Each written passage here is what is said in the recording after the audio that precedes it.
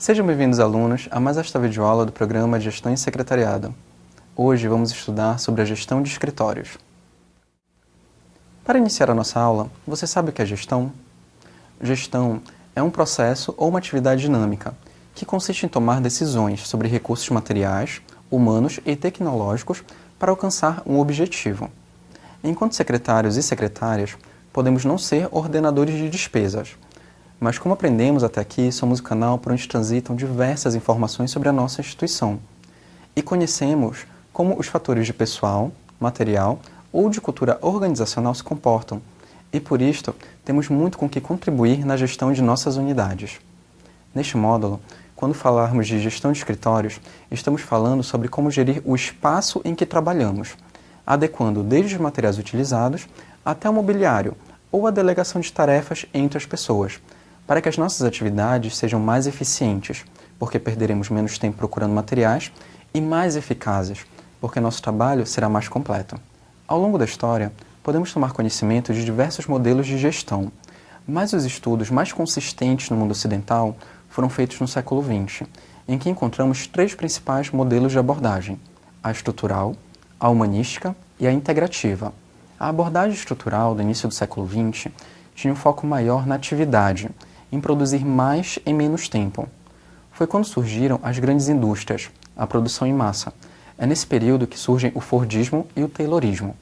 O problema deste modelo de gestão é que ele se baseia em chefes autoritários, que tomavam decisões sozinhos e não aceitavam ser questionados. Os trabalhadores da época precisavam ser passivos a essas ordens, e as horas de trabalho eram muito extensas. O prejuízo desse modelo é bem claro. Os trabalhadores eram desumanizados, estavam insatisfeitos, e eram enxergados de forma incompleta. A partir de 1930, com o desenvolvimento das ciências sociais, conhecemos a abordagem humanística, que vem como uma espécie de resposta ao modelo anterior. Nessa abordagem, o foco é o ser humano, em que a ênfase está no diálogo entre os trabalhadores e a chefia, no compartilhamento de ideias, na delegação de tarefas e na integração da equipe. A vantagem óbvia do modelo é que quando o trabalhador percebe que faz parte da construção daquela unidade, que as suas ideias são escutadas e levadas em consideração, ele se sente mais motivado e comprometido com os objetivos institucionais. Finalmente, a partir da década de 50, temos uma evolução da abordagem humanística para uma abordagem integrativa. A abordagem integrativa nos traz um modelo em que não somente o ser humano é valorizado, mas a instituição passa a ser vista como um sistema aberto, que se relaciona com o mundo, interagindo com o meio em que está inserida. Esse modelo de gestão exige que os trabalhadores nele envolvidos sejam flexíveis, hábeis nas relações interpessoais, especialistas e generalistas, polivalentes, gerenciadores de pessoas e de informações. Pode parecer que estamos falando de um super-humano, mas este não é um perfil com o qual simplesmente nascemos. Nós construímos esse perfil, buscando atingir justamente a excelência sobre a qual discutimos na nossa primeira aula. O modelo de gestão da unidade deve ser uma construção de todos que nela trabalham. Parte importante do nosso papel é colaborar para a construção do modelo mais satisfatório. Agora que conhecemos quais modelos de gestão existem, precisamos definir quais são nossos objetivos e como vamos gerir nossos recursos para alcançá-los. A isto chamamos de planejamento. Com um bom planejamento, podemos poupar tempo, evitar desperdícios. Isso nos faz adquirir hábitos mais saudáveis para executar as nossas tarefas e evita que estejamos o tempo todo apagando incêndios ou sem saber o que é realmente importante ou urgente. Para fazermos este bom planejamento, precisamos conhecer muito bem a nossa unidade e saber a nossa função institucional. É preciso definir nossos objetivos e conhecer quem é nosso público, isso é, quem são as pessoas que recebem o nosso serviço e quais estratégias vamos adotar para atingir esses objetivos. Nesse planejamento, podemos também utilizar alguns instrumentos, como, por exemplo, a metodologia Balanced Scorecard. Quando concluímos nosso planejamento, precisamos passar para a prática. Este momento é a organização, que é quando vamos delegar tarefas e fazemos orientações à equipe. As pessoas assumem responsabilidades e recebem acesso a recursos para realizar as atividades. Nesse momento, podemos também utilizar ferramentas, como o Programa dos 8 Censos, também conhecido como 8 S's. Para que as ações tenham êxito, é necessário que haja também uma boa direção. A direção consiste em liderar, orientar, supervisionar e motivar a equipe. É importante perceber que a direção não está centrada exclusivamente na chefia, mas sim naquele que tem um perfil de líder. E em nossos projetos, este pode ser qualquer um de nós. Por último, para atingirmos o sucesso em nosso planejamento, é preciso haver controle das ações. O controle se trata do acompanhamento ou monitoramento das ações, para que possamos verificar se estão sendo seguidos os cronogramas corretamente, se os recursos estão sendo gastos adequadamente ou se não há pessoas sobrecarregadas. Com a evolução dos modelos de gestão, foi necessário o desenvolvimento de ferramentas que embasassem as etapas da gestão que acabamos de conhecer. A importância de se aplicar estas ferramentas está em podermos, com elas, atingir a excelência de nossas atividades. A primeira ferramenta é o brainstorming, que é uma expressão inglesa que significa tempestade de ideias. É um momento em que a equipe se reúne e discute de forma livre sobre problemas e os objetivos, sem fazer ainda a crítica do material produzido pela discussão. Todas as informações levantadas devem ser avaliadas, e aquelas que podem ser úteis para o planejamento devem ser usadas como apoio das outras ferramentas. Outra ferramenta que pode ser utilizada é a matriz Gucci, que serve para analisar quais as situações mais críticas a serem solucionadas. A matriz Gucci é formada pelo cruzamento da gravidade, da urgência e da tendência de evolução de uma determinada situação. Por exemplo, o gasto excessivo de papel em uma unidade é considerado grave, porque a expedição de documentos pode ser comprometida e porque recursos materiais estão sendo desperdiçados. Necessita de uma ação urgente. E a tendência, se não for feita uma redução no consumo de papel, é que o estoque acabe antes do tempo de aquisição de material novo. Outra ferramenta que podemos usar é o ciclo do PDCA, também conhecido como Círculo da Qualidade.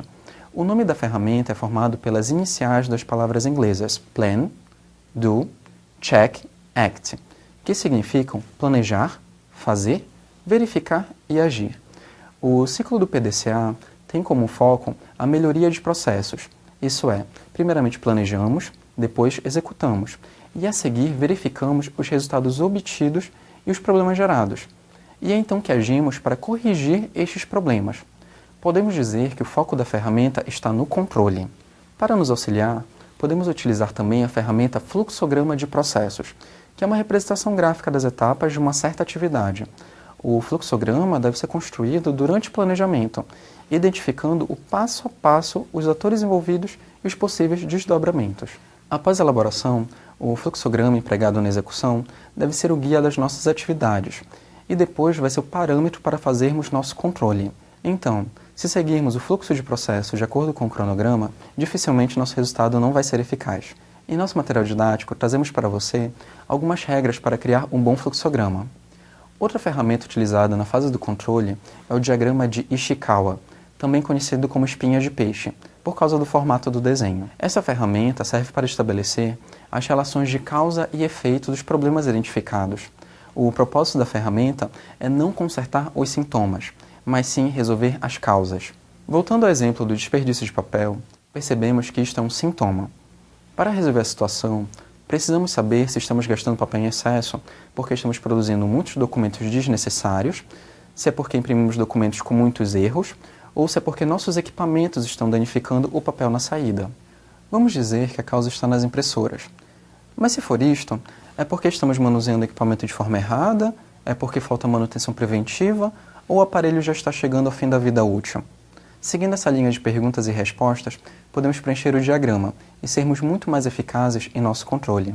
Outra ferramenta que utilizamos para gerir nossas atividades é o 5W2H, que é o conjunto das palavras What, Who, Where, When, Why, How e How Much, que significam o que, isto é, o que queremos fazer, quem é o responsável, onde, em que local será realizado, quando, em que período e horário vai ocorrer, por quê, qual a justificativa de se realizar determinada tarefa, como, de que maneira deve ser feito, quanto, que recursos materiais, financeiros ou tecnológicos vão ser necessários para executar aquele projeto.